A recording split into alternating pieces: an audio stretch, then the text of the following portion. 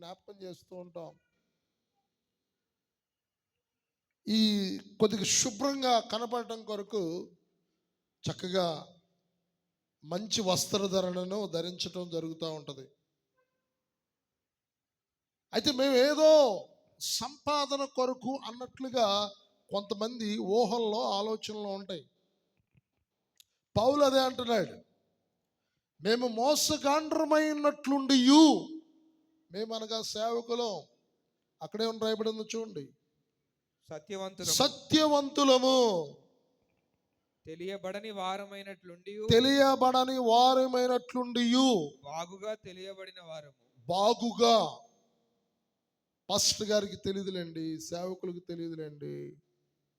ఏం తెలియదండి? ప్రపంచంలో జరుగుతున్న వింత విశేషాలు, విడ్డూరాలు, సమస్యలు,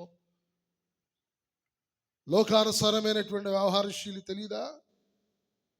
లోకపు నటనల గురించి అవగాహన లేదా? వాటన్నిటిని మనం చూడలేదా? ఏమి తెలియని వారమైనట్లుండి బాగుగా తెలియబడినటువంటి వారము,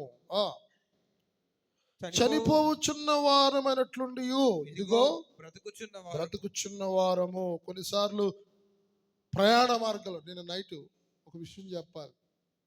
నిన్న ఉదయం నేను రాజ్ కుమార్ అమలాపురం నుండి తమ్ముడు వచ్చాడు, పాస్టర్, మా పిల్లలు, మేమందరం కలిసి క్యాబ్ బుక్ చేసుకొని సికింద్రాబాద్కి వెళ్ళాం.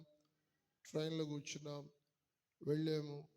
అక్కడ మన చర్చి చక్కగా సంఘ పెద్ద ఆయన కూడా విజయ్ కుమార్ గారు అని ప్రారంభంలో చాలా చక్కగా కొంతకాలం ఇక్కడ నుండి పరిచయం చేశాడు. తన పాప మెచ్యూరీ ఫంక్షన్కి వెళ్ళడం జరిగింది. నేను అయితే మేము అక్కడి నుంచి మళ్ళీ అక్కడి నుండి వాళ్ళ గృహానికి వెళ్ళాం. అక్కడి నుంచి మా కొరకు ఒక కారు వచ్చింది. ఈ కారు నుండి విజయవాడ వెళ్ళాం. విజయవాడ నుంచి మళ్ళీ ఇంటికి వెళ్ళాం. ఇంటికాడ నుంచి మరలా విజయవాడ వచ్చాం. విజయవాడ నుండి వచ్చి ఒక బస్సు ఎక్కాం. రెస్ట్లెస్, నిద్రలు ఉండవు. ఎట్లాంటి ప్రయాణాలు అంటే ఏమవుతామో తెలియదు, అలాంటి ప్రయాణాలు. ఆ బస్సులో ఎక్కాము. చివరికి 2 బెడ్లు దొరికినాయి మాకు వెనకమాల. నేను శాలెం చివరిలో ఉన్నాం, పాస్టర్ గారు చేసిన యువతలు ఉన్నారు. ఆ బస్సుడు ఎలా నడుపుతున్నాడంటే అసలు నేను ఎప్పుడు చూడలేదు. అంత ర్యాష్గా డ్రైవ్ చేశాడు. ఇలా అయిపోయింది. బస్సులో ఉన్నటువంటి వాళ్ళందరూ నిద్రలేదు రాత్రి. నేను కోపగించుకున్నాను డ్రైవర్తో, తాగి ఉన్నావు ఏంటి నువ్వు? మేము లారీలు, మేము డ్రైవ్ చేసినటువంటి వాళ్ళు, ఏంటి వ్యవహారం? పిల్లలు ఉన్నారు, ఒక అర్ధగంట లేట్ అయినా పర్వాలేదు, ఏం చేద్దాం అనుకుంటున్నా వెళ్ళని చెప్పేసానంటే అప్పుడు వాడు 2 గంటలు జాగ్రత్తగా తీసుకొచ్చాడు. ఇక అయిపోయింది. బస్సు ఇలా అయిపోయింది. ఇక ఏం లేదు, ఫినిష్. 2 పల్టీలు వేస్తే ఇంకేముంది, నుజ్జు అయిపోద్ది, ప్రాణం వెళ్ళిపోవడమే. అలాంటి మీ జీవితంలో కూడా ఎక్స్పీరియన్స్ చేశారు. నేను చేయలేదని అన్నాం. వాక్యం ఏమని చెప్తుంది? చనిపోవచ్చున్న వారమైనట్లుండి ఇదిగో బ్రతుకుచున్న వారము. ఒకవేళ నేను రోజులు లేకపోతే యేసు రక్త పరదేశులమే ప్రియులారైన సంఘం అంతా మా కొరకు పాడుతూ ఉండేది. అయినను మరణాన్ని కాతరా చేసేది లేదు. కాతరా అంటే తెలుసా? లెక్క చేసేది లేదు. ఎవరు ఎక్కడొచ్చి పొడుస్తాడు, ప్రసంగం చేస్తుంటే పొడుస్తున్నారు. ఈ మధ్య పాటలు పాడుకుంటూ వెళ్తున్నా కానీ తంతున్నారు. ఎవడెక్కడ రాళ్ళు తీసుకొని ఇసురు కొడతాడో తెలియదు.